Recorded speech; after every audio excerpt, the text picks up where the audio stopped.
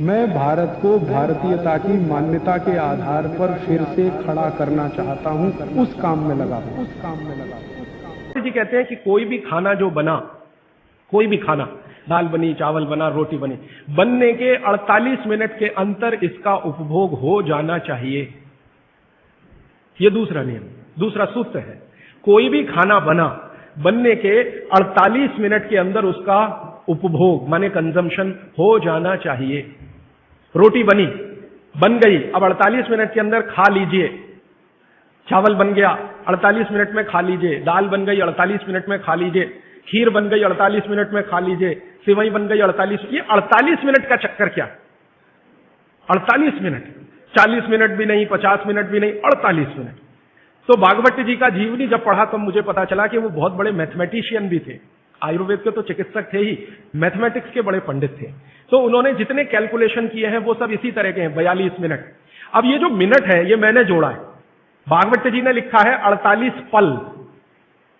हमारे यहां जो होता है ना, पल होता है, क्षण होता है, प्रतिपल होता है। हमारे यहां जो समय की नापने की डिग्रियां हैं वो पल है, क्षण है, प्रतिपल है, वगैरह वगैरह। ये जो मिनट का चक्कर है ये तो यूरोप और अमेरिका से आया हुआ है। ये मिनट आपको समझता है, पल समझता नहीं, इसलिए मैंने इसमें जोड़ दिया है। हालांकि एक मिनट एक पल के बराबर नहीं है। एक पल एक मिनट से थोड़ा कम है।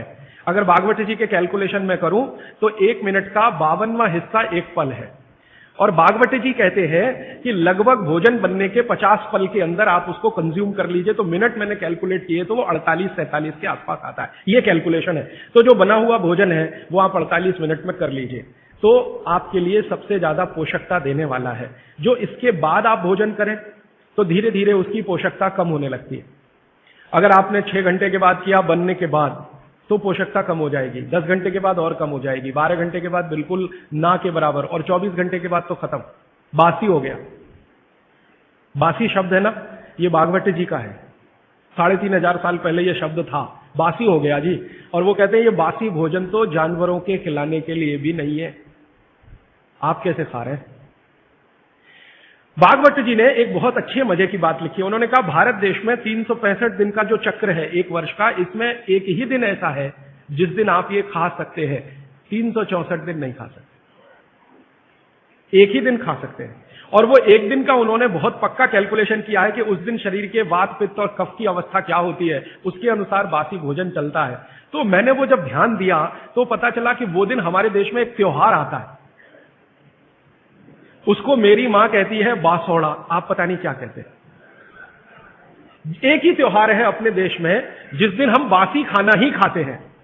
और ये जो त्योहार है, इस जो दिन पड़ता है, ये कार्तिक, अगहन, पूस माह के हिसाब से इसका जो दिन पड़ता है, भागवत जी का दिन भी वही पड़ता है। तब मेरे समझ में आया कि इस देश के त्योहारों के पीछे वैज्ञानिकता है। त्योहार ऐसे ही नहीं तय हो गए, इस दिन होली होगी, इस दिन दिवाली होगी, इस दिन ये होगा, इस दिन, इनके पीछे कुछ कैलकुलेशन है।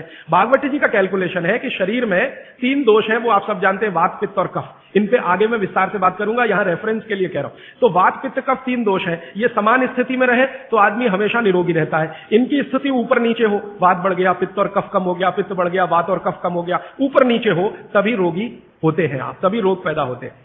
तो एक दिन ऐसा आता है 365 में से एक दिन ऐसा आता है जिस दिन ये वात, पित्त, कफ की स्थिति बिल्कुल ऐसी होती है जो विचित्र लगती है, माने होनी नहीं चाहिए ऐसी स्थिति हो जाती है। तो भागवत जी कहते हैं कि उस स्थिति को काबू में लाने के लिए बासी खाना ही चाहिए जिसकी पोषकता पूरी चली गई हो। क्योंकि जिस दिन ऐसी स्थिति आती है उस दिन शरीर को प्रोटीन नहीं चाहिए, प्रोटीन बिल्कुल नहीं चाहिए। तो प्रोटीन सब खत्म होगा तब जब खाना बहुत पुराना हो जाए। तब मेरे समझ में आया कैसी वैज्ञानिकता है। तो आप साल में एक ही दिन बासी भोजन कर सकते हैं। अब आप देखो कि एक दिन के लिए फ्रिज लगेगा साल में, तो 364 दिन की बिजली क्यों खर्च करना उसके लिए, और 364 दिन का इतना स्थान क्यों घेर के रखना। दोस्तों, सबसे पहले तो चैनल सब्सक्राइब करें, फिर लाइक, कमेंट और शेयर करें। और हाँ, हमारा एंड्रॉयड ऐप डाउनलोड करना ना भूलें।